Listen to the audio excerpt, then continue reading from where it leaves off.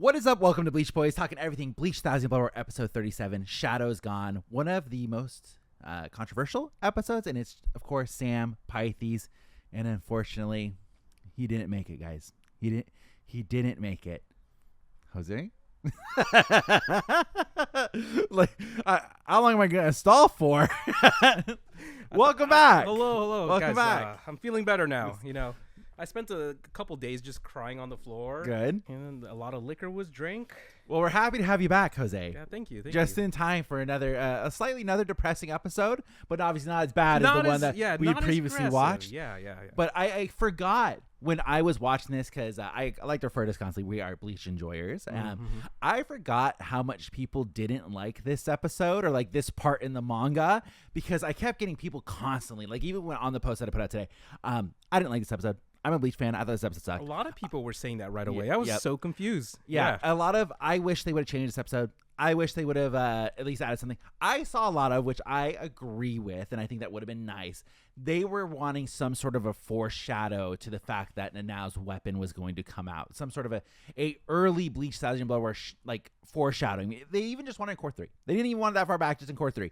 So a lot of people are upset that they didn't add additional content to this episode, because it was pretty much a 1-for-1. The foreshadowing was it being in the intro. Yeah, I mean, that Straight is spoilers. true, but I think they wanted it in the story premise. But yeah, they did full on just, here's the Zanpakuto, enjoy, right in the opening. So what did you guys think of the episode? I liked it a lot. I love the colors that they used a lot. Oh yeah, the gold was So- popping, dog. Oh my god. I mean, even just the last bit with the confetti-looking explosion. Yeah. So good. It was cool. Yeah, the confetti-looking explosion leads right into something else in the manga that people really wanted to happen. And that's also another point of contention that people were very divided on what they wanted, which we'll get to at the end of the episode here. But I thought also... What's going to be next episode? I thought the colors were very good. I thought the music. sound effects were very good. When he did the trumpet, it cracked me Yes. up. Like, that shit was hilarious. See, I was expecting like a loud like bam kind of thing, not an actual horn. Yeah. And I was just like, oh. He went too hard. But all in all, a solid episode. I said when I was watching it, I do not think it is as good as the Nemu episode. No, I don't think so. But this one's still in the terms of rankings, because people rank them on IMDb, and that's the big ranking thing that everybody looks at. It got a 9.6, and the original Shunsui Bankai episode got a 9.8. So that's fantastic still. yeah, I mean, it's a great score, Yeah. but it just ranks below that episode. I get that. But can we talk about that soundtrack? Really good. I think this episode would have been more favorably received if it had come directly after the first Shunsui episode as like a direct follow-up. We had to do Nemu first and get that out of the way, and now we're here. I'm like, kind of lost some of its momentum. Now, would you have liked it as a sandwich, Pythes, where it went the first Mayuri episode, then it went Shunsui episode, and then it went back to Nemu? I kind of think they should do it like old Bleach, and you have parts of it in each. Okay, so like blend the episodes in its entirety. Because, I mean, they had to do something different than the manga, because the manga would just go one big long fight, it's over, then another one, and it was kind of hard to keep track of time as to what's going down. Yeah, because I do feel like with Nemu's thing, that was obviously a big loss. You know, like somebody died there, for all intents and purposes, air quotes, died, fingers crossed, died, whatever you want to call it. They kind of died there. We lost the Nemu that we know, the Nemu that Jose loves. And then one, we didn't lose any characters, so it almost would have been better to go with the Shunsui episode first and then into the loss of Nemu, because that hits harder. Yeah, I agree. That would have been really cool. Really quick, I just want to say thank you to everyone who kept checking up on me. But I genuinely, everybody, I'm okay. The internet had Jose on suicide watch. Yeah, people were calling. Thank you for all the pictures everyone sent. Fantastic artwork that I kept receiving. But yes, guys, I'm okay. but damn. Yeah.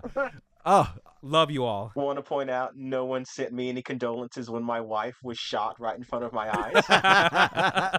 Pythes, no condolences, no role in Discord. I mean, like, are you just, people don't like you, man? I have a role in Discord now, but still no condolences. What's his role? Probably Isane lover or something. What is your role, Pythes? It doesn't say. My name is just yellow and it has a picture of Isane after it. Do I have a role? You do have a role, Jose. Your role is just Jose. Oh, okay. Congratulations. And in similar fashion, Pythes, your role is Pythes.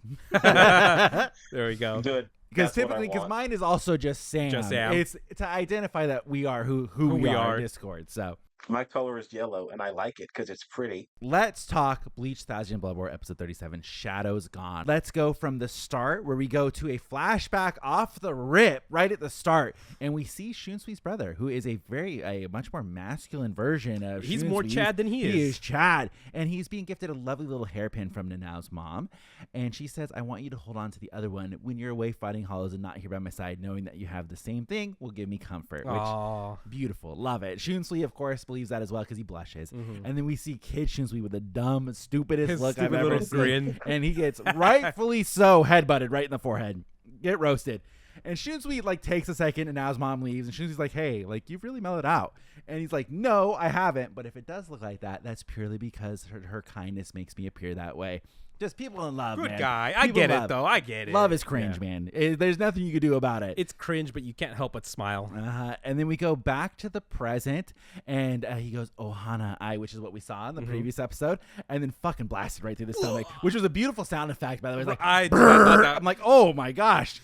And then it goes, I like this part when it gets shot and we see that he's like out of Bankai now and all the color starts returning as it goes Yeah. down. I'm like, dang. And straight into the opening, by the way. Straight to what a way to start an episode. Really, really good. I want to go even more in on the colors. Because, like, it's still the murky dark of the waters of his Bankai, and then the blast lights everything up, and you can see it appear in the water.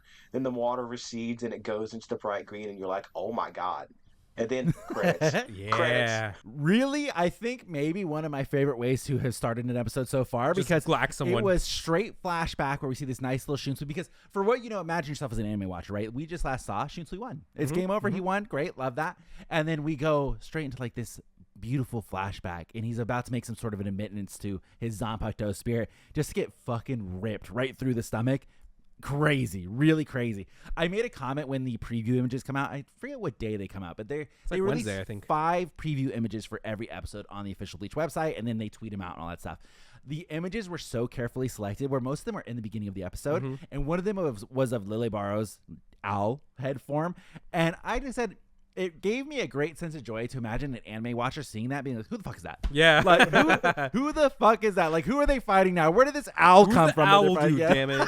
like it makes no sense. Who are they fighting? Like, is there another guy that's gonna show up? It brought me great pleasure thinking of that. I was like, I would be so confused if I was an anime only watcher and I saw those preview images. Okay, so can we fan fiction that?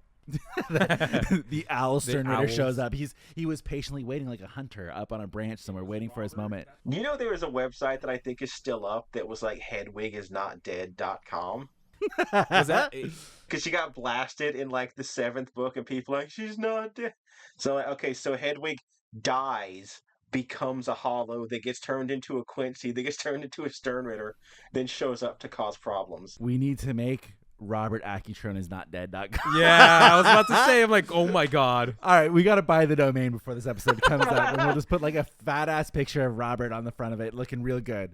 Maybe we'll put side by side. We'll put the picture of him getting killed by the Ashwelin from the manga, cross it out, and then put a beautiful happy picture of Robert right next to the side. Oh my god. And then I don't remember. Is it Trigun that has Vash kind of going like sitting with both guns like this? Alucard, I don't maybe? remember, but we should have a. Oh yeah, I think you're right. We should have Robert drawn in that fashion like that. Well, unless you're pumping out that drawing tonight, Jose, I can't, because once the episode comes out, someone's gonna snipe me, dog. I'm not gonna be able to get the domain anymore. It's funny if it's bad, so it's just a poorly photoshopped picture It's of just his a head. poorly drawn one. Maybe we'll create an email to go alongside it, and we'll say, please email any Robert fan art here, and then we'll put them all on the website. Yes. And then we should have a Chappie version of it. Yeah, and we link it to Kubo. I could just picture him laughing, be like, what the fuck is this? Bunch of fucking psychos. All right. Sounds like a game plan, boys. Catch me on whatever the register GoDaddy is after this. After the opening, we are back in the past again as we hear Shunsui-san wake up, and then we see Nanao's mother standing over him, waking him up, and we go back to the present where we see Lille Barro, since we're going to pronounce it properly, and he begins to absolutely fucking regrow his face in this green goo. Reminded me very much of like I'm watching a Ghostbusters film here. Yeah. And it turns into an owl head, and he says, I told you, didn't I? Don't think that a mere Soul Reaper's Bankai can kill God's messenger. Shunsui sees this, and he's just like, dog, like, you're fucking kidding me. He's not dead even after I cut off his head. He's like, give me a break, will you? Like, this is I'm fucked out. up. Yeah, I'm over it. I don't want to play anymore. This sucks. You're cheating in the game. And I absolutely vibe with Shunsui here because he did try everything. He did everything. Even Ohana says it. She's like, well, he I tried mean, I did everything he fucking could. And he is. And I also laugh the whole time that this speech is going on because it keeps cutting over from Shunsui's POV into Lille Barro's POV. And in Shunsui's POV, he is resting his head still on Ohana's lap. Every time we cut over to Lille Barro's, he's laying on the ground. Like, he's not on the ling. There's nobody else there aside from Shunsui. I was like, great, love it. This is just an episode of Shunsui getting fucked on the whole time. 100%. And Lille Barro does a lot of monologuing here, first of all. But he continues on and says, that's what despair feels like, Shunsui Kiraku. Your weapon could not kill me. Not even severing my head with your spiritual pressure could kill me. Those who are sinful feel despair when they see me. I am immortal. I am invincible. I am God's messenger granted with special privileges. There's nothing you sinners can do against this messenger of God. And then Lille Barro begins growing his arm and raises it into the air and does like this crazy fucking light blast, just slashing down, destroying a whole slice of the disc that they're on. And he immediately begins to look around because Shunsui disappeared. And it doesn't take long for him to be like, oh, you're behind that pillar right there. Like that's where you're gonna be at. I do like that he goes, for someone who's been mutilated, you move pretty well. He says, which I think is very grotesque. He says, even after having your filthy gut gouged out by the light of purity, you still had the strength to escape my light of judgment, indeed worthy of being the head captain, which is very graphic. I want to assume at this point as well that we are now in the Star Wars physics lands with a beam of lights going around, because I have to assume that it's working like a lightsaber where he got hit and it cauterized the whole inside of Shunsui, so that way his guts are not just spilling out on the fucking ground. Smart. I would also like to imagine that the beam doesn't go that far, because if he's shooting the beam up there in the Varvel and it just goes down, is it cutting the Seirete in half? Like, what's going on there? There's just a random beam of light that comes down. Well, in the scene that didn't get adapted, I don't want to spoil it because I want to touch on it more in the end. His light particles that he rained down when he did get defeated, Lille Barro, those did go down to the Soul Society. Right. They did go all the way down to the Seirete. They probably are seeing it hit the ground and they're like, oh shit. Man, imagine you're one of the Soul Reapers that gets left behind and you're like, you know what, it's all in their hands. We'll clean up here. And then you just see like pieces of like the sky falling and there's just laser blasts. You're like, what is happening? Dude, imagine you're just like chilling and then you're like, all right, well, I mean, I guess we go back to cleaning up or whatever. You got to go take a bathroom break and boom, half your bathroom is gone. Over. You're just instantly. Like, well. Imagine you stayed behind with Kenpachi and Hinataro. You're like, I got to use the bathroom. Like, and you haven't realized that they left yet either. And it's just like you see the other two ones. Kenpachi! Hello? They get destroyed. Just like the whole stall is gone and you guys are all looking at each other. You're like, oh, this is awkward. Jose, speaking of, I have a bone to pick with you from last episode. When you were doing your live react, Jose, which great job, by the way. A lot of people really loved your live react. If you guys haven't watched Jose's live react, go watch it. Everybody loved it. We got Jose to watch the Nemu one. Jose, on the podcast multiple times, Pythes brought it up. I brought it up. We have pointed out that the ending song is reversed, Jose. Yeah, so multiple times, Jose. And I was staring at it. I'm like, why do I feel like I should know this? In your live reaction, like, oh my god, the ending's reversed. I was like, this motherfucker. I have told him. I think Pythes brought it up. This motherfucker. I tuned out at one point. Yeah, like clearly, multiple points. Clearly, I was just like, I just start talking, and Jose just immediately drones out. Pythes, anything to add on to that? I'm married. You'll attain that skill soon. Thank you. I also watched Jose's live reaction. It was pretty good. You were cooking at the end, but I wasn't allowed to see all of it because the rest of it's on Patreon. Yeah, I did cut out a lot. I like to keep it a solid 8-10 minutes, bada bing, bada boom. Oh, that's why they're so short. I was yeah. Well, I also cut out a lot of the parts where you're not talking. Yeah, there's a lot of it where it's just... I can't upload the whole episode to YouTube because then it's a whole problem, Yeah, but like, Jose, you had your closing thoughts, and I was like, he's cooking. Oh, it's over. You're like, great. I will say everybody's favorite part of the episode is where you just say no, and then you go lay down. Yeah, I had to take a minute. For me, who wasn't here for the last podcast, that soundtrack Why'd they have to do that to me? It was good. Why'd they have to make it so sad? I was like, damn it. It was really good. I love the song that was playing. I had to go home dude. and like after I went home and rewatched it, my wife goes like, "Oh, I see why it made you cry." Jose, they were really grotesque in the part where Nemu blew up. Like that Dude, was crazy. It was like, yeah, like that was honestly, Jose. If that was my waifu and that was the last thing I saw of her, it would scar me forever. So I don't know if I want to take up another waifu, man. I'm kind of scared. I can't. You're like Shunsui now. They're crushes now. They're just crushes. Well, yours quite literally, practically got crushed. Jose. Yeah. Imploded. Yeah. Wait, no. Exploded. As soon as the lyrics started, I immediately texted Sam on Instagram, said, dude, Jose is so cooked. Yeah. So back to Bleach TYBW'S episode 37. Now we have Ohana chiming in, and she says, I'm going to try and say it. Sakuranosuke, let's run away. And she says, not even Karamatsu Shinju could kill him. There's nothing more I can do. You fought hard enough to the point where you can barely stay conscious or breathe. Nobody will fault you for running away. Now get some sleep. While you sleep, I will take you to safety. Now, I had a big question, and somebody actually, one of the questions that they wanted to ask us for the podcast, does that work? Like, can she carry him? Is that something that she can do? Or is that like her just trying to be strong for like him? Comforting? Like, go, I'm going to take you away, and then really he's going to die. Yeah. Oh. I mean, to achieve Bankai, don't you have to be able to like project your Zanpakuto spirit? Well, yeah, because you manifest it right in front of you, and that's you become really close with it. But it's only manifested to the point where like Shunsui can see it. And then when we were seeing the parts, which I went back and I double checked, when we were seeing the parts with him laying on Ohana's lap, in the vision of Shunsui, his head is rested on her lap. It looks great. But when it switches over to Lille Barro, he's laying flat ass on the ground. So is it actually happening? Does she have the ability to do that? But later on, when he's in the shadow talking to Nanao, you can clearly see Ohana behind him, and Nanao can see her too. So can he choose who gets to see it? Maybe if he brings him into the shadows. Yeah. I think it's one of those you don't really got to think about it too hard. And I assume the game plan for Ohana was to bring him into the shadows and just start fucking getting out of there. I assume that was where that was going to go. She's going to open a portal to shadow and just shoot himself out somewhere. Just opening the portal to Jose's Bankai. But I do like the idea of like all of a sudden you just see Shunsui's lifeless body just getting juggled through the air. It's like Ohana's holding him in her hands, like running with Shunsui, and Lille Barro's like, "What the fuck am I watching?" He's just like, "Why is he just like he's floating? Like, he's floating like Gojo when he was awakened, like taken away.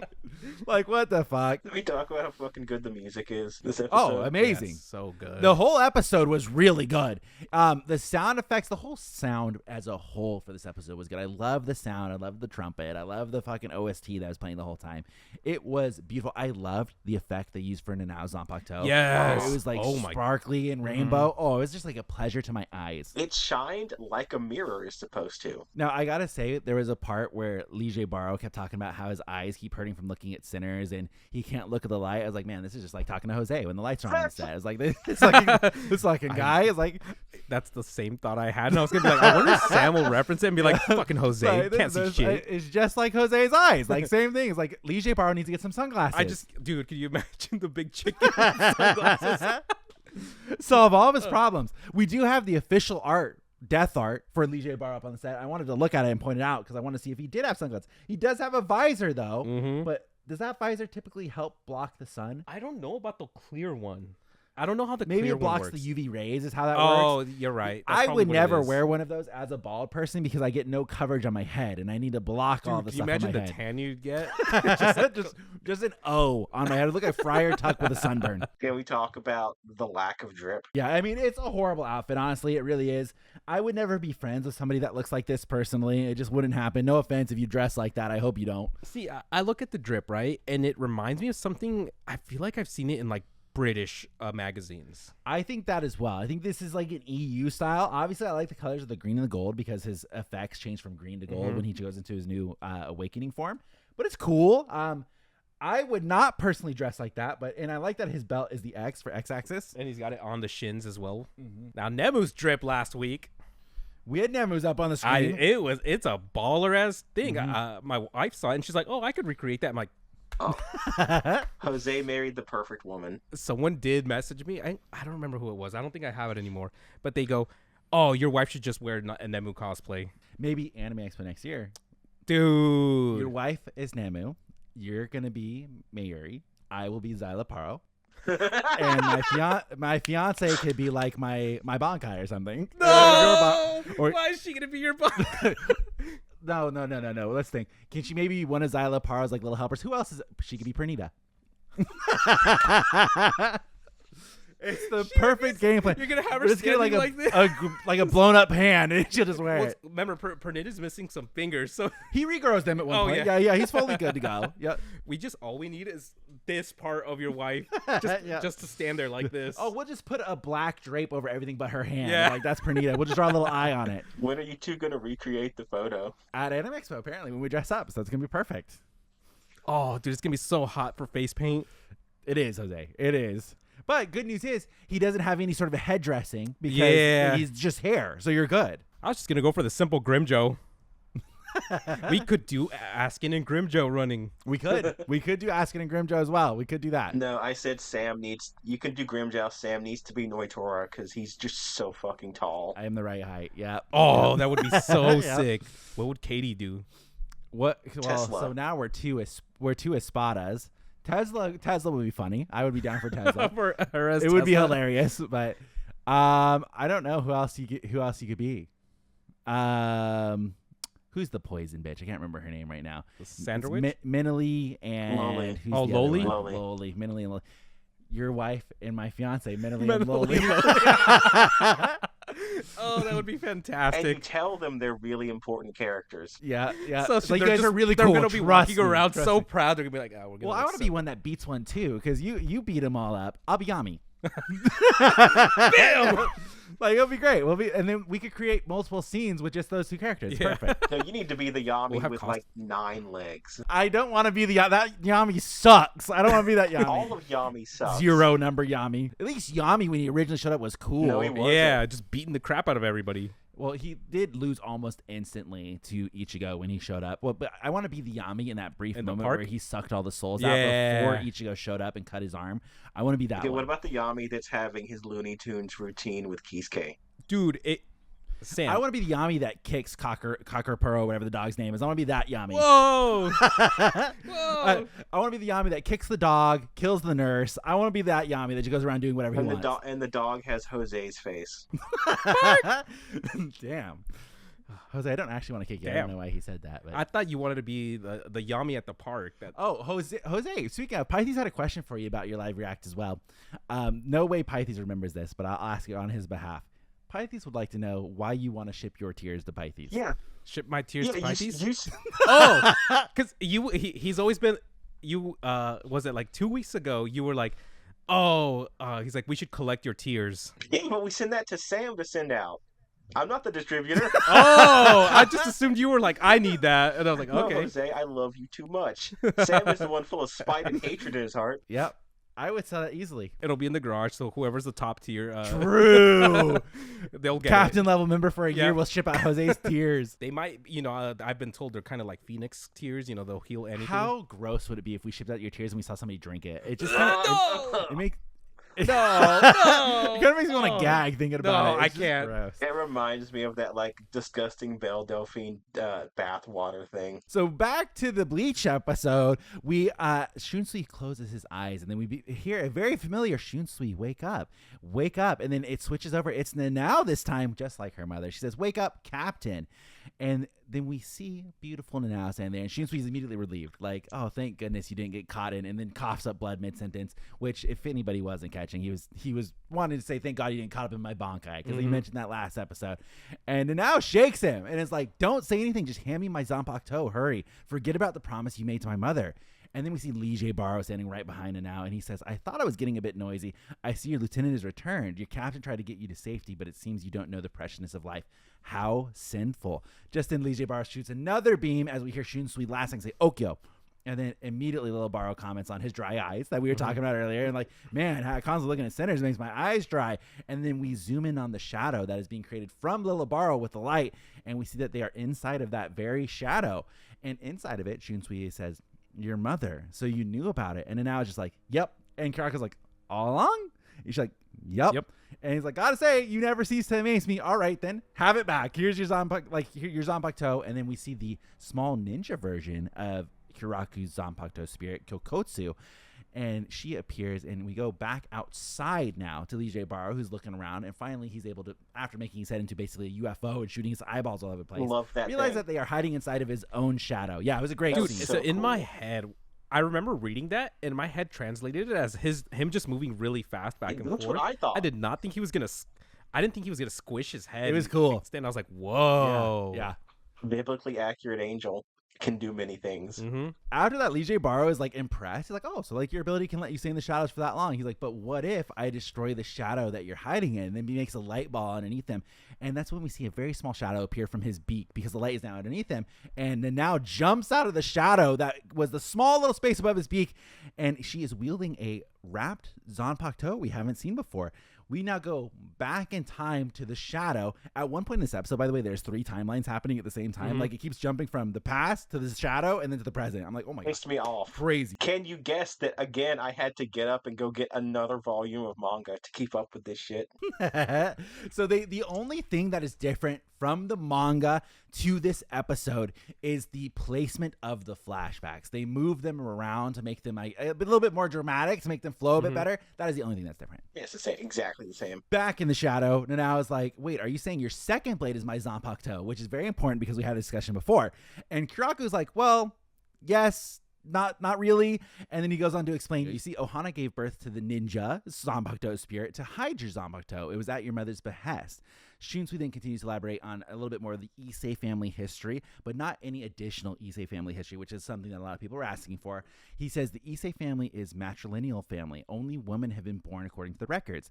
For that reason, they adopted sons-in-laws from other families, but it was said that all the men who married into the Issei family died early because of the Issei curse. Some laughed the curse off as something ridiculous, but she didn't see it that way. She wanted to put an end to the curse, so she married into another family, knowing it would end the Issei bloodline, but in the end, her husband too died shortly after. She was my older brother's wife. I didn't get along with my brother, but that changed after she came to our family. His house became a much more comfortable place. I'd go visit them often to take some naps, but then my older brother died and she was sent back to the Issei family. He says that it's a story all too common in noble families, so you see, she made up her mind to leave her family behind, but in the end, she could not escape them. The women of the Issei are unable to escape the Issei family or the Issei curse.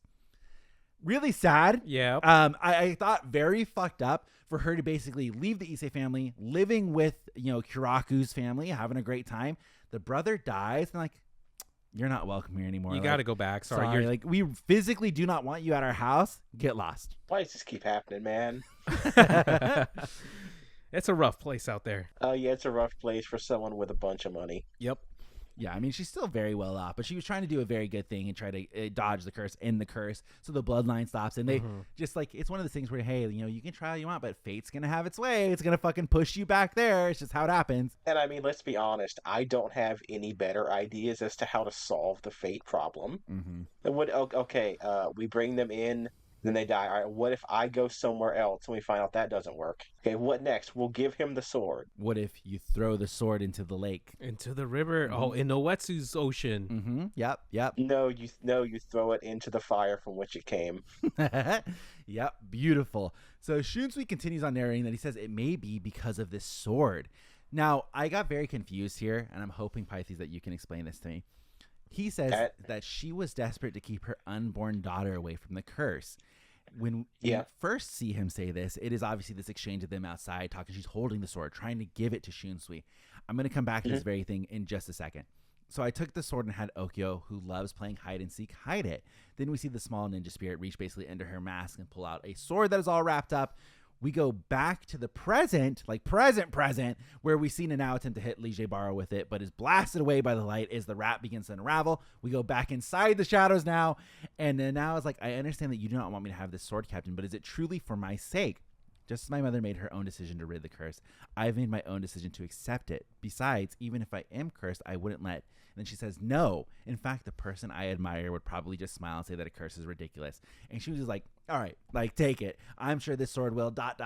We go back to the present again, and then now lands on like a top of a roof, sliding backwards. It starts to unwrap her sword, and Lille Barro's like looking at her, and he's like, is it only the lieutenant here? Like, you plan to fight me alone? And we go back now to narration with Shunsui, going to where he's going to get more backstory on the Shunsui family, or the Issei family here. And he says the Issei family is a family of priests. They administer rituals and do not possess their own Zanpakuto. The head of the family passes down a single Zanpakuto through the generations. It is a sword without a blade used for rituals. The sword cannot be used to cut people down, and is said to have the power to confront a god by withstanding its power and dispersing it in all directions. And this is where we finally see the Nanao Zanpakuto fully unwrapped, and it's glowing all beautifully like we talked about already, and it is known as Shinken Hakkyoken. And Lille Barro is like, fuck, it is so unsightly, I can't even see it, it's so bright. And Nanao's like, oh, good, like that means it's working. And she goes ahead and explains here, this sword can confront gods and reflect their powers. If it appears shiny to your eyes, it means it's reflecting the light of God that you are emitting.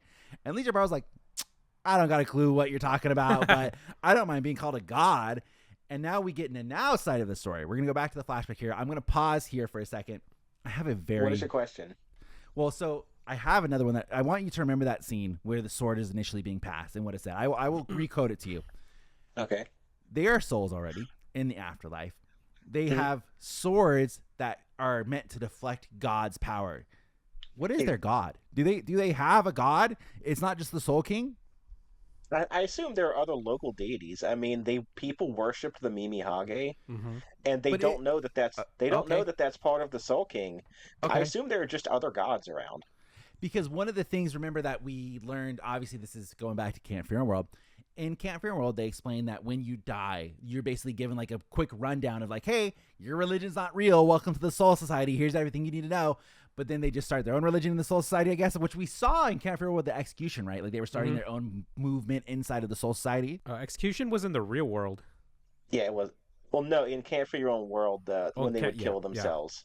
Yeah. But like, Soul Society is based off of Heian era Japan, which is not quite the mythic era, but that's where a lot of the Japanese big tales of like heroics happen. That's when like Minamoto no Raiko was out killing demons with the 4 heavenly kings. So I just assume that there are just other deities that people don't really know about. Like there's gods and then there's God, right? Kind of like there's your local level guy that is like the god of a creek, and then there's capital God God. So that's my thought on it. Like demigods and stuff like that? Not demigods, but just like lesser deities. They're Okay. like, we're going to take our son to go pray to this weird hand god, because that might work. I just thought it was very interesting to think about that they're already dead. They're in the Soul Society. Their utmost power that they know of is the Soul King. The Mimihage was a great point, which they did have the local, poor people praying to Mimihage, but it's also part of the Soul King. But it would make sense if we dial it back all the way to before the Soul King existed. The worlds existed, so they would assume that somebody made the worlds. I don't know. Just thought it was interesting.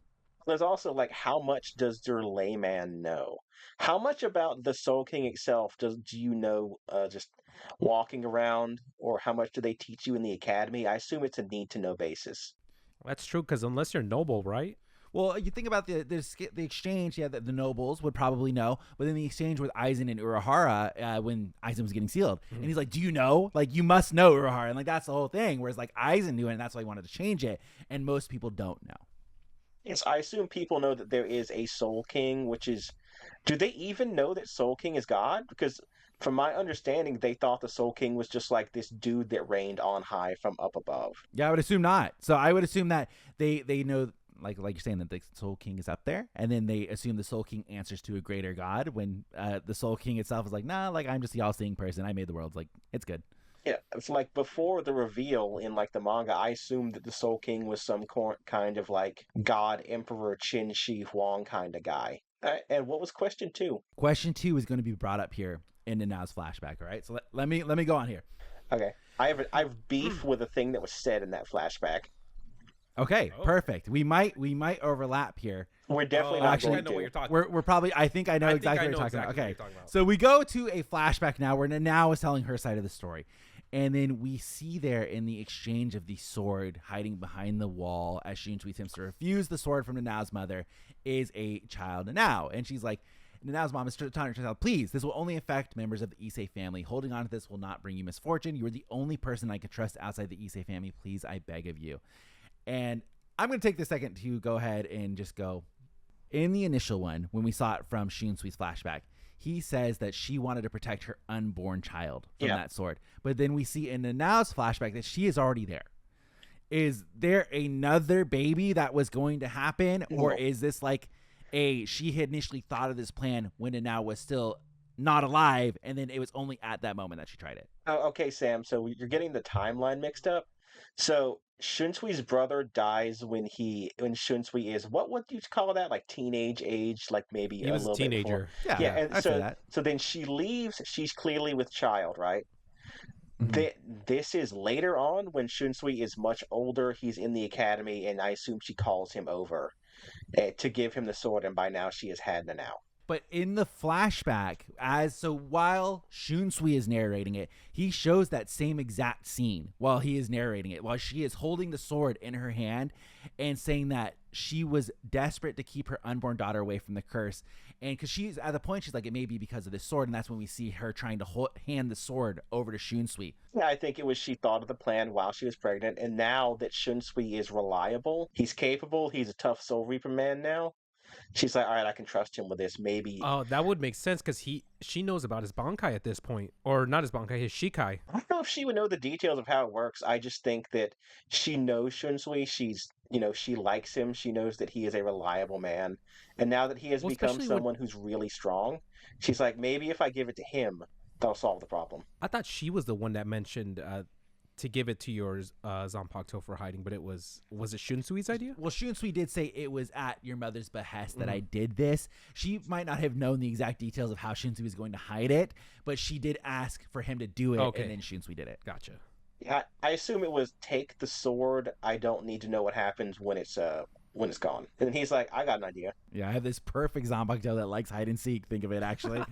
Can you imagine misplacing your car keys and just be like, hold on, let me summon my Zanpakuto. By the way, I need to point, I thought it was like a weird manga error, but the anime just pointed out to me when she doesn't like hide it under her mask, like when she's reaching for the Zanpakuto, it is hiding in her face. Mm-hmm. Yeah, and it made a nasty sound effect in the anime too. When she reaches in there? I'm like, oh, all right, that was just so unnecessary.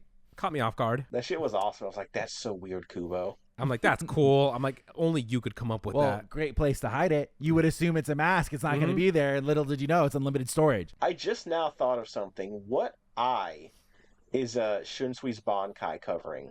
Because she has an eye patch. She's got the right one. Her right eye? Yeah. Okay, and is that the eye that the little one is covering, or is it? No, the she's other covering the covered? left. Okay, so I don't know, maybe that has something to do with like she split off her face. Now, so that isn't my beef with this flashback. I know what you're beef. Okay, we're going. Here we go. We cut to the Soul Reaper Academy now, and we see Shunsui is rolling up to the Soul Reaper Academy wearing the same cloak that her mother had, or the kimono, with both of the hairpins. And she says that the first thing that caught her attention was the hairpin. She states that the pattern of the kimono is common and something that can be found anywhere, so she just assumed it was something that was similar to her mother's, but the hairpin is exactly the same. And then we cut now to everybody seeing what squad they got accepted in. Everybody's so excited to be accepted into the certain squads, and we see a couple of girls celebrating they got into Squad 5, and one of them's like, oh my god, like Lieutenant Aizen is so hot. Cute. And then another girl is like, yeah, but the captain's a weirdo with his long hair and everything. Yes. And we that see bitch. Nanao gets accepted into Squad 8, but that's your problem, That's right? your problem? That's my beef. I love Shinji. He's so cool. As I said, Shinji's hair there Yeah. is dumb as hell. It's How dare you. canon into the anime. Dumb as hell. No, there's another girl that says, hey, that's just personal taste. I hope that whoever said Shinji's hair is dumb got killed in the Quincy invasion. Damn. That's brutal. Wow. Yeah, fuck that bitch. You know what? I hope she was fighting valiantly and then her lungs get melted by mustard gas. Pythes. So she was trying to escape, clearly. So we go to Nanao. She was accepted into Squad 8, and Nanao continues on that after her mother died, she was taken in by an old couple that she had never met. They claimed to be related to the Issei family, and they treated her like she was one of their own. And they were ecstatic when she was assigned to 13 Court Guard squads. And she says at the Soul Reaper Academy, she was issued an Asauchi, but she was unable to make it her own. But they recognized my talent for Kido, and I was able to take the enlistment exam early. Even though I was unable to wield a Zanpakuto, I thought I could make it with the Kido Corps. And I requested to be assigned there, but for some reason I was assigned to Squad 8. Which, shocker, who knows why that could have happened. By the way, that's a massive L because that means she didn't get to hang out with Tessai. True. That she would have been so there during cool. like peak Keto Corps with Yeah. Tessai. Oh, The only guy we've seen stop time. Tessai and Hachi, two of the cool characters. So that's a rip. I'm sorry, Nanao, you didn't get to hang out with Imagine how much greatness. cooler Nanao could have been if she like got to study underneath both of them. Dude, with she how would've good been she a is at ketos beast. already, she would have been really good. She can stop time for even longer. She would have been the new keto commander. Oh yeah, 100%. Yeah. Man, that kind of sucks that she didn't get to take on that role. That'd be a great role for Nanao. Maybe later. Hell, Art, anything can happen. So we see Kiraku now. He is now wearing a different kimono and no hair clip as he's introducing himself to the squad. And he says, I'm nice to the ladies so you can relax, but with men, it depends. And luckily, everybody finds that very funny. So Nanao comments after seeing him without the cloak and the hairpin, that's when she knew it was him. The man that my mother had entrusted something important that day was you. And we go back all the way to the present now, where Lille Barro is saying, do you intend to slay me with that sword? Fine, go ahead and try. We see Nanao basically jump towards him with his sword shining, and Lille Barro's like, there's no sword that can kill me. Right as she goes to slash down, and he last minute blocks with his arm. He's like, all right, I'm gonna go ahead and take that. And Nanao is shocked. He's like, what the fuck? He blocked it, even though he had his guard down. And Lille Barro's like, yeah. And he's like looking at his arm as it's kind of missing, and he goes, the fact that you would attack me with a sword like that must mean it's very dangerous. I think it can actually cut me. It's over for you. You should have made certain to kill me with the first strike. A messenger of God never lets his guard down twice. Very Thanos and Thor, right? 100%. Very Thanos. Should have gone for the where head. my head went. So we go back to another flashback immediately after this, and Shunsui is saying, I remember thinking it was my fault. And first of all, natural comment here. We see Ukitake again. Yippee. Love it. Love Ukitake. Hooray. And Ukitake just told Shunsui that Nanao's mom had been executed yesterday. Central 46 convicted her for the misplacement of a sacred treasure, and Shunsui is like shocked, and he's keeping a brave face here. And Ukitake is like, oh, maybe I shouldn't have told you. And she was like, no, like I'm glad that you told me when you did. Thank you. And Shunsui begins to walk away, and we see a smile fade from his face. I was like, damn. Why is everyone he loves die? Yep. Yeah. Someone tried to point out to me there, like they got very excited. No shade to you if this is you, by the way. I promise. They're like, oh, Tokonata. They're referencing Tokonata. That's not referencing Tokonata. You guys don't know what the word reference means. That the way that is only referencing Tokonata is because we know the information from Camp Fear and World, and that is something that they used as a basis for Tokonata's character in Camp Fear and World. There is nothing that makes like you can't take that statement and be like, oh, Tokonata's canon now, because that is something that was already in the manga before Camp Fear and World was a thing. It would be cool if they. I think it would have been better if you could have, okay, it's a word jumble. You could have made that claim if they specifically added a new line to the anime where Ukitake goes like, yeah, it was really weird. They rushed it. Like, I've never seen something go that if they did fast something before. like that, yeah. If it was a brand new anime only line, then I'd be with you. I'd be like, oh, okay, that is referencing Tokonata. But it's one for one from the manga. It's the same lines. They didn't change anything to it to reference the events that happened in Camp Fear World. So does it line up with that? Of course it does, because it's from the manga. But unfortunately, it's not referencing Tokonata. That bitch Tokonata. Correct. Sorry, I said it way too many times. That bitch Tokonata, he's not being referenced. I still hate him. Man, poor Shunsui. Well, so the poor Shunsui doesn't stop here, because we go straight to a flashback of Shunsui's brother passing and handing his hair clip to Shunsui as he says, it's my fault. Why does this happen? Everyone entrusts me with their precious possessions and then dies. Don't they know I hate shouldering responsibilities? And we go back to the shadows as Shunsui is looking up at the hole that they're all hiding in. And Shunsui says, Nanao, I can't bear to be left behind with that sword ever again. Take the burden off of my shoulders now. Please. Then we see the shadow form that is on the ground behind Nanao start to kind of wiggle. And he says, let me protect you. Let's go, Nanao. As we see Shunsui is now behind Nanao, holding her hand steady on the sword, ready for a father-son, Kamehameha, good to go. And this is when the mid-eye catchers come up. Beautiful. Really, really good. We forgot to mention, she was cut through that. That's going to come after this. Oh, okay. Is it? So, yeah, because they do this thing, and they did this in the manga as well. Yeah. They showed that part, and then even in the manga, they did this exact thing, which I was shocked by. They didn't go back a little bit and show what was happening with Nanao and her reaction to the stuff that was going on. Oh, like right after she cuts off his hand. Yeah. Yep. Because, she gets blasted back, and then it immediately goes back to there. No translation for the eye catchers, but I mean, one was of Shunsui Zanpakuto, and then the other was of Nanao's. And did you notice Nanao's description was like super tiny? Yeah, it was like really small. All of like 2 lines. Yep. It was like, all right, cool. I can only imagine, based on the ones that we've had thus far, it is probably information that was already in the episode.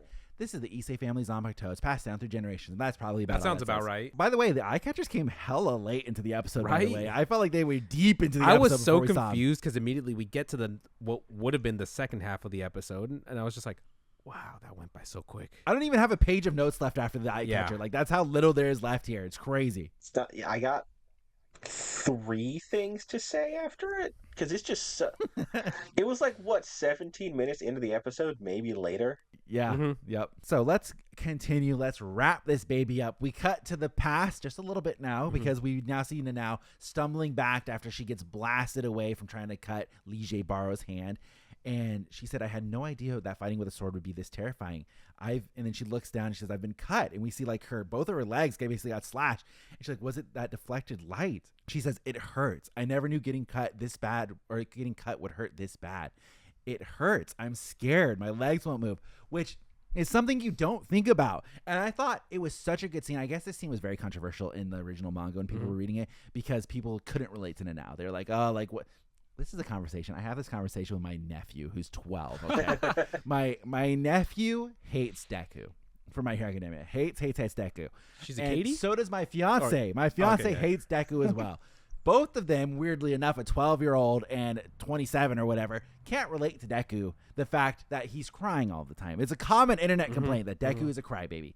Now, my response to this every time, young Deku, when he is first fighting with All for One, or One for All, he is constantly breaking his arm, his legs, his fingers, constantly. You would be crying like a bitch if you had to do that to you every muscle single time. tears. That shit hurts. Like, imagine you getting a cramp and how much that hurts. He's breaking it like completely. He has the right to cry. Now you think about that with Nanao. She has never been she's never been in a fight. She's never been in direct combat. She's a keto person. She's never wielded a sword. This is her first time. She is taking back, imagine the responsibility that she feels. She's taking back the Issei family heirloom from her captain who has held this thing the whole time. And now it's up to her to defeat this guy who's claiming he has God's powers with the family sword. She jumps up. He blocks it. She was not expecting this. Is how inexperienced she was. She thought he wasn't going to block it. You know, that's what we see from Nanao. And now it was blocked. She got cut and she's freaking out. Like, I totally get it. I get it. I totally get it. Wait, think about it. Think about all the captains and lieutenants that were at Fake Karakura Town. Nanao was not there. Shunsui made sure she wasn't around. She about passes out, foaming at the mouth when she feels Yamamoto's spiritual pressure. And he has to get her out of that too. And that's something that we get touched on a little bit later. But yeah, she has been protected at every turn. So I totally feel with her when I was watching this. I was like, the moment she said that, I was like, that's right. Yeah. Like, she hasn't, like, that would be fucked up. It's like entering a boxing match and just getting hit in the face for the first time, and you're just like, that's what that feels like. What is it? Mike Tyson says, like, everybody has a plan until you get punched in the face. Yeah. Because I've been in fights, and let me tell you, the first time I got punched in the face and broke my nose, I was like, oh, fuck, this is not what I thought it would be like. You thought it'd be like, you know, less like a cool guy. You're going to trade blows back and forth. And I went, oh, no, my father. It was not a good look.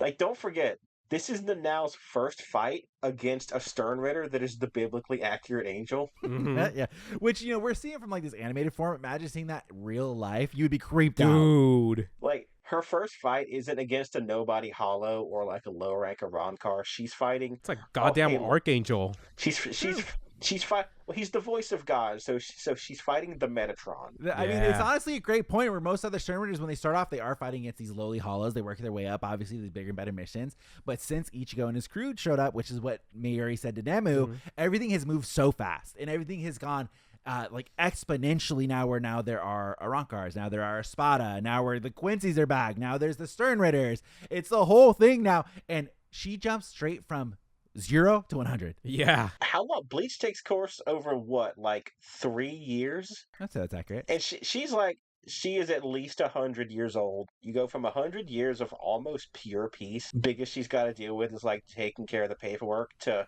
okay, we're fighting an extermination war against an angel. It is a big jump. Big jump. Right after she's having her meltdown, we then see the classic that we've already seen before, the eye catcher, that Shunsui's big old hand is grabbing the hilt, and we are officially back to the present as Nanao breathes a sigh of relief, and we see Lille Barro's charging up a DBZ style orb attack in the sky, and Lille Barro looks down and he finally sees Shunsui's back, and he's like, unbelievable to come out hiding behind your subordinate. You are a bad captain. I love all those little things he was saying. I was like, damn, Barro, he going hard. Yeah, he says, listen to my trumpet and die. And he begins blowing into his hand as the ball reforms into the mouth of a trumpet. And Shunsui's like, let's go, Nanao. Don't worry. I have your back. And this is where Nanao finally does a little bit of self-introspection. And she's like, it's as though the captain's kindness is flowing into me. I came back intending to support the captain, but it turns out I'm the one being supported. In the middle of this, we are getting a whole bunch of flashbacks. Most of them are from the first episode of Shunsui versus Lille Barro. But we do get the scene that was referenced from Pythes, where it is the Soul Society rescue arc where Yama flexes the spiritual pressure and she like collapsed from how bad it was, and then Shunsui had to come save her. She says, the captain has always supported me even when I could not stand on my own. And then we see Lille Barro go to blow into his trumpet, making the most hilarious noise in the fucking world as it is a huge attack. Fucking explodes a giant hole out of the plate that they're on, basically making it like a crescent moon, that it took that much out of the plate. Foreshadowing. All of a sudden, Lille Barro is missing a whole vertical slice of him as he's sliced in half. And Lille Barro, his reaction was so funny, just begins like feeling his wound. And he's like, oh, that's right. You did say it could reflect a god's power. Reflecting a god's power, huh? How sinful. As he just begins to fucking shoot off everywhere. And we see Nanao and Shunsui is standing on the tiniest little sliver that is extending out into this opening. And Nanao, Nanao slips on the blood and Shunsui catches her. And he says, you did great, Nanao. Now let's catch up to the others. And he raises her up and they go around to talk and then they fall, or Shunsui falls. We get the beautiful title card here. It says Shadow's Gone.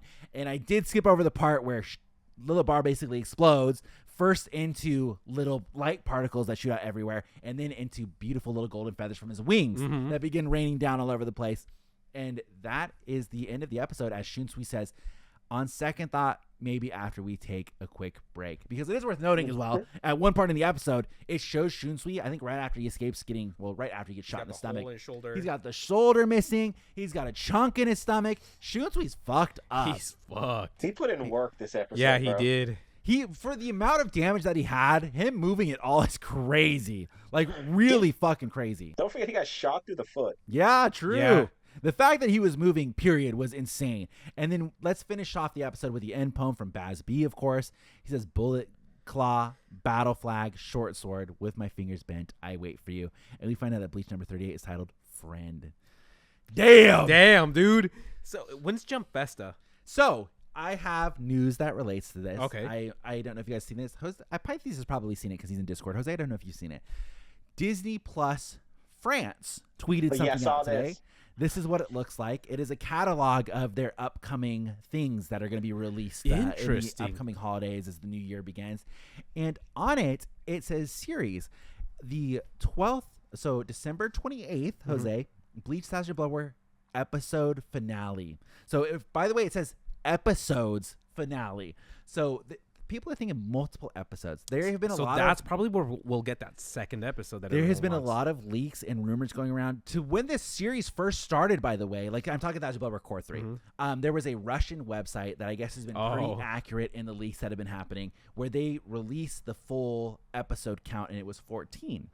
And we had previously thought that 14, if there's 14, is going to have a recap episode, just like we got in the previous seasons. There's going to be a recap.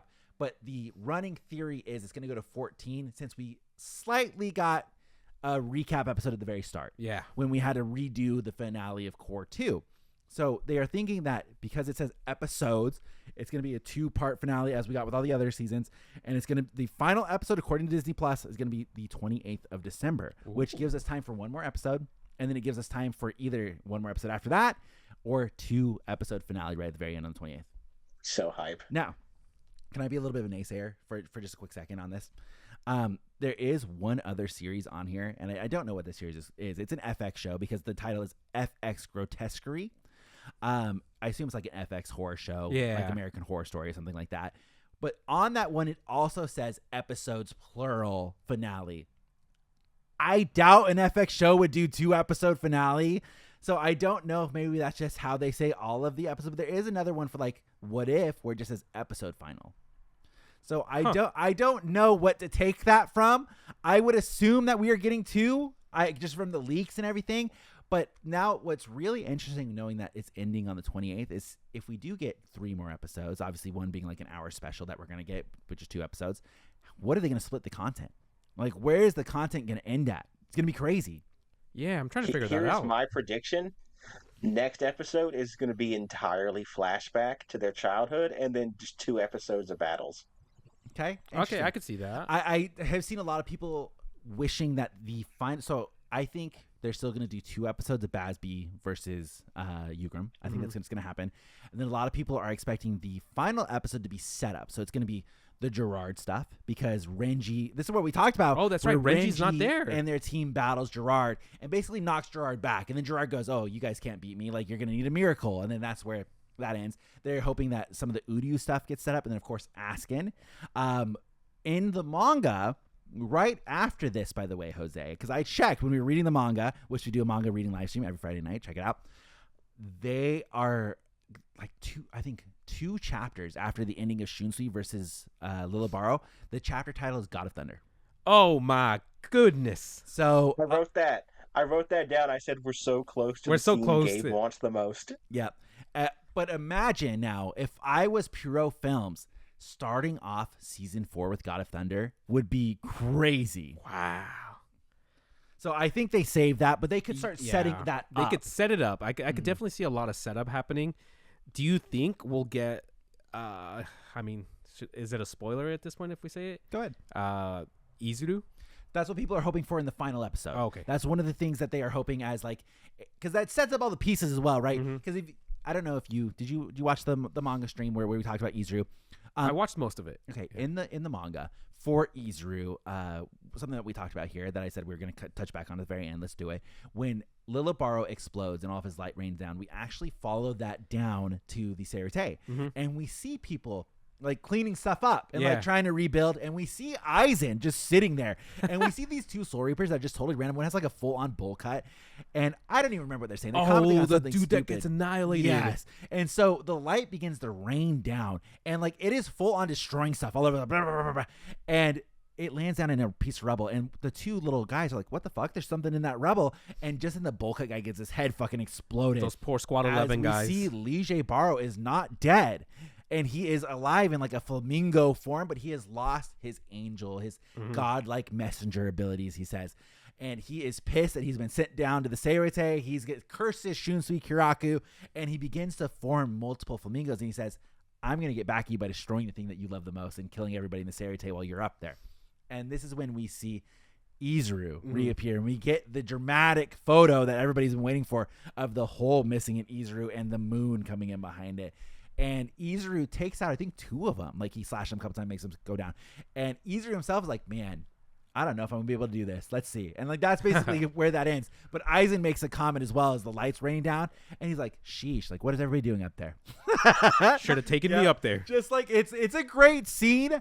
The argument for not having it in this episode, which I think is very fair, is they don't want to take away from Nanao's moment. Because obviously it would take away from Nanao, and then we go straight to everybody be so excited to see Izuru. You know, Nanao I don't think has a very big fan following where a lot of people love Izuru. Oh, I forget that he is pretty popular. Yeah, don't take away from the moment. Like when we ended the last Shunsui fight, he's resting on her lap and the episode ends. So then we can start this episode with him getting blasted through the gut. So maybe next episode, like, we still have some stuff to set up, so maybe next episode we do a bit of catch up before we go into flashback. I'd be really shocked if we do any sort of flash or catch up, just because the title is Friend. I feel like they're gonna hop right over to it. But what I am most excited about, Pythes, is while Friend is going on, or at least towards the end of it in the manga, we see we see Giselle and Lil Toto get defeated by Yuhabaha. Yeah, which means at the end of those episodes, Pythes, we should be seeing what's going on with Giselle, Lil Toto, and the Bambis. Man, I just think they're so cool. I want them to be around longer. So we'll have to wait and see. We talked about last week. So we have started doing a new thing, which if you guys have not participated in it, have you guys not checked it out yet, in our Discord, we have a brand new channel there. It's called Ask the Bleach Boys, where we take questions from you guys to be asked live on the podcast. If you guys haven't already, please check out our Discord. We have the best community out there, the best people. It's a lot of fun. The link for all of that is in the description as well. I'm going to take this time to also plug our Patreon. If you guys are not subscribed to the Patreon and you want more Bleach Boys content, you want all the Bleach Boys early, you want all the reactions uncut, you can see Jose's full reaction. There was a lot of discussion from Jose that got cut because fuck you guys, honest. No, I'm just kidding. Wow. So there's a lot of stuff that got cut because I made it very streamlined. All right. He made it palpable. Yes. For the. But if you want to hear Jose's ramblings like a madman, it is fully on the Patreon. You can fully check that out. Patreon.com/WeebsGuild. If you guys can support us there, we greatly appreciate it. If not, you guys simply watching the video is the most we can hope for. We really do appreciate you guys. And let's give a quick shout out to our 2 captain level members, PV and John. Thank you guys so much for your support. We appreciate it as always. Check everything out. If you want to follow us on anywhere, links are in the description down below. So one of the ones we talked about last week was who do we think deserves a Bankai? Pythons and I were talking about that. The number 1 character that kept getting reintroduced was Yumichika. I like that, actually. I like that idea. I agree with that, but I don't think they can shoehorn Yumichika into getting a Bankai in Thousand Year Blood War because he hates his Zanpakuto still. He has not had a character growing moment where he likes his Shikai. Like he uses it out in the open. Same thing with Ikaku. They both need to have the same character moment. He hasn't gotten it yet. I also hate Yumichika, so I don't want him to have a Bankai. I like Yumichika. I like him too. Yeah, he's part of the, like, he got your back boys. crew. He's the boys. Yeah. Yeah, like you can't hit him. Jose, what is your answer? 'Cause you got to give one. I said Hinataro. Sam said somebody. Yeah, I would have gone for someone kind of like random. Honestly, I just want to know what Tetsuzaimon does. We said that. Okay. That's a great one. Yeah, That's a great one. Like we've seen his Shikai, we don't really know what it does, We don't know his name. and he becomes captain, so he has to have a Bankai, Correct. right? Correct. Imagine his Bankais. He just throws Komamura at people. Dude, he summons a giant dog. I was saying that I would really like if we're just gonna. We know he has one, so it doesn't really fit into the who deserves one. But I said Ishin. I would like to see Ishin's Yeah. Oh, Bankai. Ishin's Bankai would be sick. Obviously, I had to go Isane. So I do have I guess more of a general comment to make, and I want to get you guys' opinion. I talked about at the beginning of the episode that a lot of the negative comments for this episode and for the manga when it was introduced in the manga is that they see Nanao Zanpakuto as an ass pull. A lot of people are really hoping for some form of Backstory?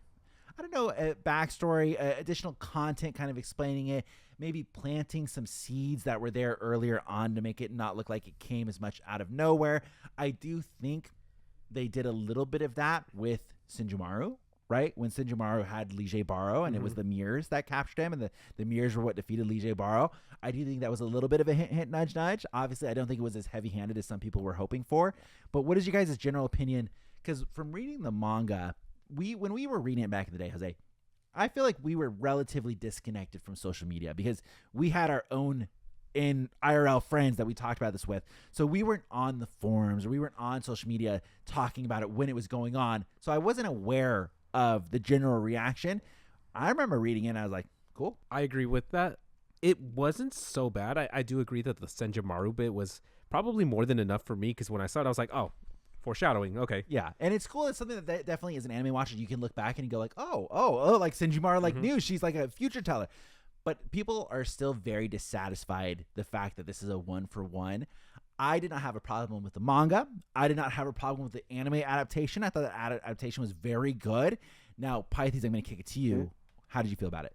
I thought it was fine. I feel the same way. Yeah. Maybe we're just not critical enough. I don't know. I enjoyed it. I thought it was good. I mean, I guess if I really wanted to nitpick at it, it would have been cool to kind of understand that there were like sacred treasures lying around at some point.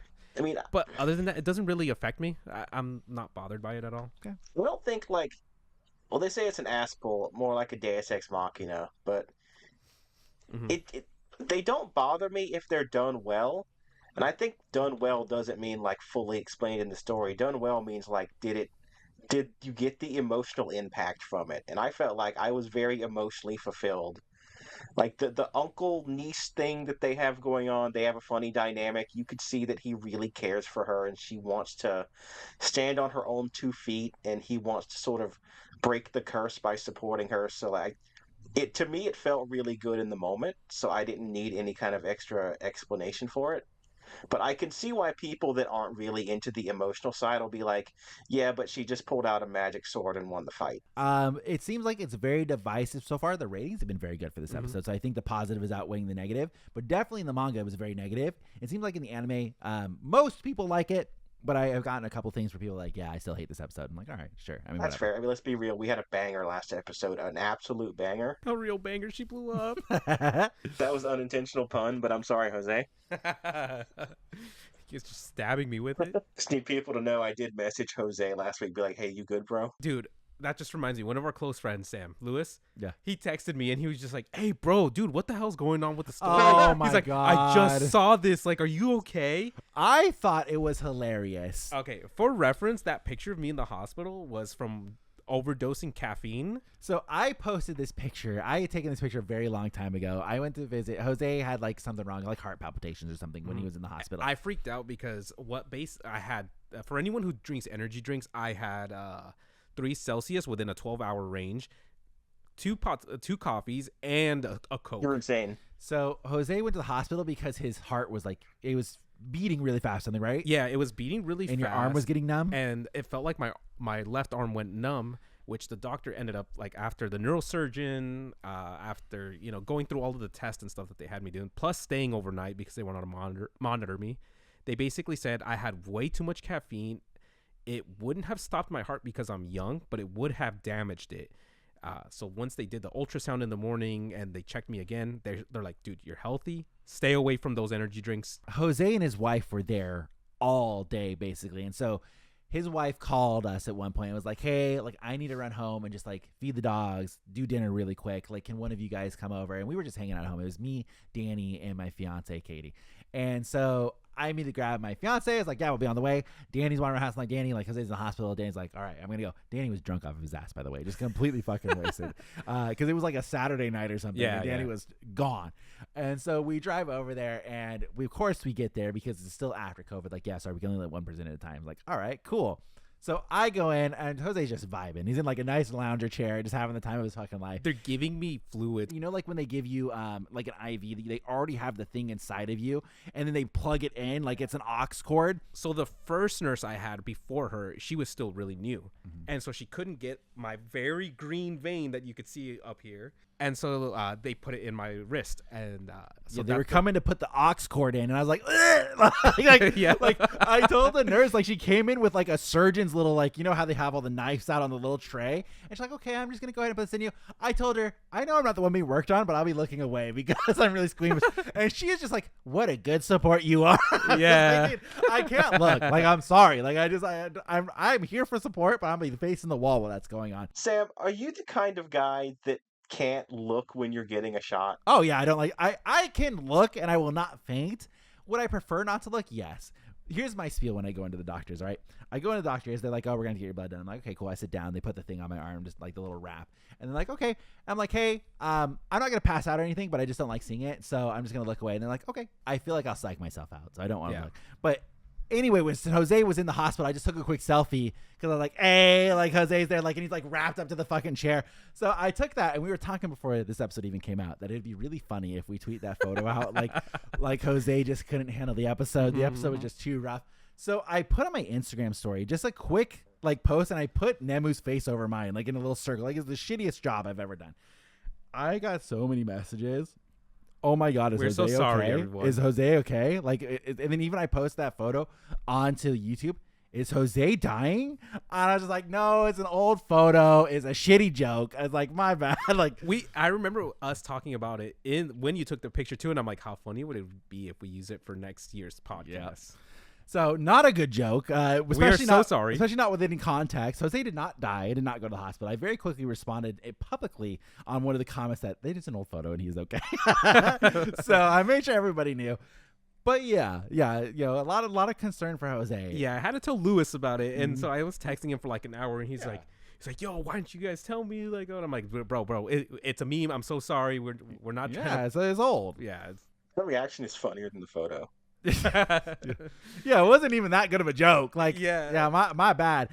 Pizy, did you have any final comments about the episode before? I have a whole bunch of questions that the fans have asked us, but if you have any last comments, you want to hit on that first? I have one, and I just need people to know that, like, when we say that the music is good, the music is really good. I've given up on noting every time is good, so I just wrote, why the fuck is the music so ballin'? I put in all caps, the OST was so damn good this whole episode. It was really good. So damn good. There was I still don't know the name of, like the original Bleach theme where the guitar is going, but like they did a remix of that. Yeah, I noticed that. The like just the title card and the way it looked and the way it was shaped was fire. I had to get up out of my chair and then go grab volume 72 because the when Shunsui grabs the now from behind, he grabs the sword. That's the end of 71. So to continue him getting cut, I was like, I have to get. So there's now 2 volumes of Bleach left, and we have like 3 episodes and a whole core to go. So I have no clue what season 4 is going to be. But like, man, fucking Shunsui's life is so rough, dog. I feel so bad for him, man. Well, especially now you put it in the context with Zanpakuto also losing Ukitake. Yep. So he's lost all of the OG squad that he grew up with. Yep. Everybody. He only has Isane and Nanao. Thank you. Nanao and everyone else. And Lisa. And I forgot about Lisa. Yeah, but who cares about Lisa? I guess he does. Whoa. Yeah, he does. He does. I'm like, I don't remember reading it, but aren't his parents dead? But I'm like, okay, so he loses his parents, and then his brother, then his sister-in-law, and then his father figure, and then I guess his trusted ally in Unohana, and then he loses Ukitake, who's his best friend. And then they're like, hey, you're the guy in charge now. And I think that's important because they keep mentioning that he's like, dude, I don't want to be in charge of anything. Responsibility sucks ass. Yeah. I mean, he's like, people keep handing me this shit when they die. Yeah, like, I hate it. I was just like, damn, I'm so sorry. The cherry on the top only needs to be Mimi Hagi needs to now be passed to Shunsui, and then he's gonna be like, God damn. Oh no. I saw like a meme on Twitter that was like, is Shunsui's face? He goes, shit, I accidentally became important at my job. Like, Shunsui's life is a tragedy, and like somehow he's still like the most chill guy there's ever been. His life's a tragedy. It's very Shakespearean. That's why he has that Bankai. That's why it all comes together. The Suicide Theater. And those are my thoughts. I love the episode. I'm very happy with it. All right, we ready to answer some questions, boys? Let's you do ready? it. I hope you got a lot. I have a couple of good ones here. Because I like answering these. These are fun. I first got a comment from Scoper. He says he really likes in Bleach that the closer you get to godlike powers, the more you start to look like an abomination. For example, Hogyoku Aizen started growing wings with eyes and tentacles with mouths, multiple holes, and his face split to show something monstrous. Yami also started growing multiple legs. That's a stretch on that one, but becoming absolutely ginormous. And then he says what happened with Lille Barro, we just saw in the episode, and Soul King Yuha probably doesn't need an explanation on why, but I mean, he's covered almost entirely in black with eyes appearing and disappearing while also moving across the non-distinct black body with the only normal thing left being his mouth and mustache. Yeah, that's cool. Cool, huh? That's very cool. I think it takes a lot from, I'm not saying this is just like a biblical thing, but like, aren't angels supposed to be super fucked up and gross? Yeah, it's why they say be not afraid, because people freak the fuck out when they see him. Yeah. You just see a bunch of glowing eyeballs all over the place. It makes like the higher powers seem so much more important.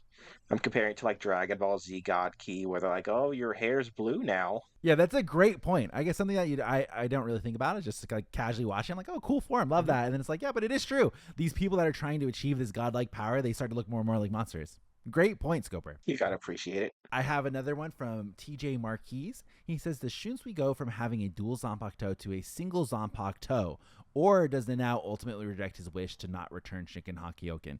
So he is talking about, from the more literal point, the fact that Nanao took her Zanpakuto back. Will that lessen the amount of Zanpakutos that Kiraku has? And the answer is no. So Shunsui's Zanpakuto gave birth to the second sword with the intent to hide Nanao's sword. Nanao's sword is not the actual second sword. And I mean, he still has it in Can't Figure Your Own World. Man, I'm so happy. So happy I can say that without being like, well, maybe we'll find out in Can't Figure Your Own World. Yeah, so it does not affect that. I don't recall, or if it's ever noted, I assume she keeps the sword? Question mark? I don't think it's ever noted. Well, yeah, right. We don't hear about it at all. Yeah. Maybe we'll find up in some wrap up episodes we're gonna eventually get here. Yeah, but considering that like it was a crime punishable by death, maybe they're like, hey, we're gonna put this back where we're just gonna put it back in the face. Well, that Central 46 has been wiped from existence already, so they're good. Question mark? Question mark? Since we can get away with it. Very easy question to answer. Christopher Cervantes 9315 says, I think I know this, but Nanao is Shunsui's niece, right? Correct. Let's get a comment from Tea Time in the Discord. He says, I know I'm 2 episodes late, but I truly believe that Kenpachi versus Unohana is top 10 worthy. I assume we're talking top 10 of all of Bleach because that's something we talked about a couple episodes ago.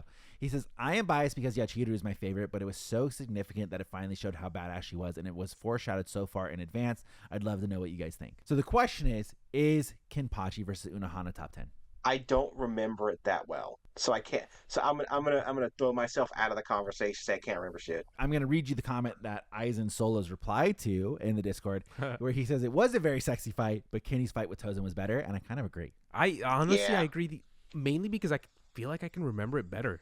But I just feel like it's hard because the OG Soul Society Rescue arc is so iconic to what made people like Bleach. It's very hard to compare a lot of that stuff to the originals. I do think when the powers are a bit more scaled back, obviously we get a bit more drama with Tozen fighting Kenpachi and Kenpachi literally like grabbing his blades, like stabbing him. It's incredible. Obviously, the fight with Unohana was such a big payoff and something that we have been seeing for so long throughout the whole anime, where Unohana is this badass character and like nobody wants to fuck with her. And we thought it was a gag. You know, it was like just a little funny guy that nobody wants to fuck with a scary healer chick. Only to find out she's the first Kenpachi, and she is like murdering the actual Zaraki Kenpachi that we know over and over and over. I do think it is a great fight. I don't know that it would be in my top 10 though. It might be. I'm gonna give a hard. It's not in my top 10. I don't even think it places. It would maybe be. There's what we just 15? hit 400 episodes of Bleach. There ain't no fucking way in hell that's in my top 10. Now, if I loved Unohana, I could see that easily being top 10 because that's the most action she's gotten ever. But no way. I guess for my money, I liked Kenpachi versus Noitora more. Great fight as well. Is that a top 10 Unohana moment? Yeah, easy, slam dunk. 100%. Probably the top. She's only got about 5, so easy. I mean, if you want to go foreshadowing, I was talking to Sam. I was watching Bleach filler before we started, and I'm watching the episode where they were making a movie, and Kenpachi and his boys show up and ruin the Squad 4 shoot. Yeah. And Unohana just makes him leave with a creepy stare down. He's like, "All right, boys, we're beating it." So I'm gonna say nah, but I don't remember the fight well enough. Question from Quack, OG Quack, who is now actually the guild leader of Bout Boys on BBS because both of us have not played for 2 weeks. I forget so to log in every now and then. I don't take any responsibility there.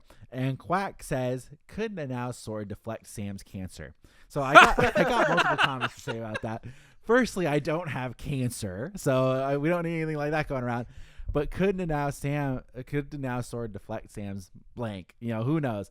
Firstly, thank you for saying that I have the power of the god. So really, that's just a compliment to me, Quack. Thank you. But he does continue on with a real question: is can anyone use the Nanao's sword, or does it have to be an Issei? If Ichigo used it, how fast can he take out Yuha?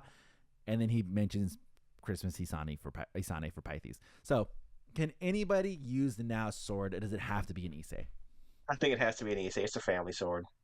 Right, because they're a priestess family, right? So it's something that only they would know how to use. I would assume if the Issei sword, from what we have learned, is a direct connection with the Issei curse, you probably need to have that affliction to use the sword. Like, you have to have, like, the Sasuke curse mark to use the sword that is happening. Otherwise, it probably is not going to have that natural sparkly effect that's going to do anything. I would, fingers crossed, hope it's going to be like that, but obviously, I mean, like, could I pick up Zangetsu and do a Getsuga? But would you? I feel like that is more Zanpakuto, where you have to access the spirit. And they talk. Actually, you know, we talked about it with Kubo, where he talked the Shikai ability is more of your personal ability being reflected onto the sword, and then vice versa for when it has a Bankai. Does the Issei family sword have a Zanpakuto spirit? Does that have something that you would be able to access, or is it just a sword with powers, like it is a sacred treasure that just seems has to powers? just be a sacred treasure? Yeah. So I almost think that potentially anybody could pick it up and use it. It'd be like Tokinata, right? Don't you say his name? That But bitch. Tokinata was also a family sword. Yeah, you know, right? and he just killed his whole family to take it. So it would be a question of the same thing. Could somebody that wasn't Tokinata use that sword? Was somebody that's not in the Issei family use the Issei family sword? I would say if it's a sacred treasure, just generic sacred treasure, I would assume anybody can use it. That would make sense. I want to give a shout out to John in Discord because I'm looking through the questions and he screenshotted Quack's question and said, "Sam, you better answer this shit." Yep. So love it. Let's do one more, and then we'll hop over to the captain's meeting, the exclusive Patreon content, We have a question from Sergeant. Actually, let's go Riot72. How would you rank Lille Barro's transformation amongst other Bleach character transformations? Ooh, I like it a okay. lot. I like it. That is in the top 10. I am actually, I say the anime did a much better job for me for liking Lille Barro's Al form, because in the manga I hated it. I thought it was the stupidest thing I've ever seen. Same. Kubo once again gave another black character a horrible, horrific transformation. He already like fucked Tozen? over poor Tozen, and then he did the same thing to Lille Barro. I was like, dude, what the fuck is Kubo's problem? In the anime, I liked it much more. I thought it was very good. It is still not even anywhere close up there to my favorite transformations. I liked his first transformation more, where he got roasted by Shunsui. I thought that was very cool. Similar thing to Tozen, except I love Tozen's first transformation, where he's with the mask. He's going around That and one kicking was people. so cool. Tozen's first one was awesome, because basically it's just a mask. Yeah. That's all it is. That one was great. The fly one was just like, okay. I would rank this one above Tozen's fly form, but it's not up there as one of my favorite transformations. Not even close. But I love this owl form. I think it's weird. I think it's creepy, and most of all, I think it's unique. So that is all the way up there for me. I like it a lot. Jose? I'm the same with Pythes. I did like this transformation a lot. I thought it was trash. I'm with Sam. I hated it in the manga. I was like, this is the worst Kubo did not cook, but seeing it in the anime. And I think it helps also in the anime, you get those disgusting eye flapping noises. The little, every time he I'm like, ugh, that is so gross. And it does, we talked about with Nanao being scared, where you think about it in the terms of like, man, if I was a real human and that thing was in front of me, looking I'd be like, at the thing, I'd be that like, is scary. Jesus. Real scary. It also looked like some absolute horseshit I would struggle against in Monster Hunter. Yeah, it does look like some weird monster hunter thing that come crawling out of the trees at you. At the trees, and you're like, oh, fucking goddamn it, I gotta go get my hammer. That's going to be it for this week's episode of Bleach Boys. Of course, let us know what you guys thought about the episode. I'm very interested to know. One of my main questions I want you guys to answer, do you think this episode, this finale, is better than the one we got to the Pernita fight? No. Let me know in the comments down below. Going forward, we are going to hop over to the Bleach Boys Captain's Meeting. If you guys don't know, that is the Patreon exclusive extra 15 minutes that you guys get every week. We have 2 Aizen-related questions. One talking about a idea for how to adapt Aizen's Bankai. Another for what if Ichigo didn't use Mugetsu against Aizen. Favorite Bleach ending.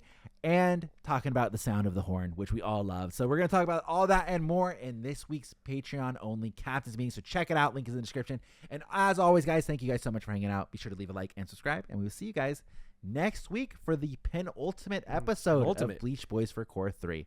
Goodbye, everybody.